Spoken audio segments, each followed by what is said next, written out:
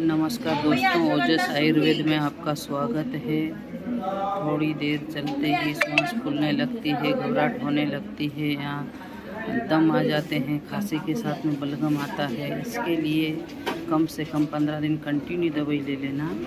घरेलू उपचार है जायफल 10 ग्राम, पिपली 10 ग्राम और दालचीनी 10 ग्राम और सुहागा जिसको बोलते हैं टंकण भस्म भी बोलते हैं। इन चारों को मिला के शहद के साथ में चाटना है। सुबह शाम दोपहर, दिन में 3 बार। सुबह एकदम खाली पेट, दोपहर में खाना खाने के बाद या खाना नहीं भी खाओ तो चाटना है, और रात को सोते समय। उसके बाद पानी नहीं पीना है।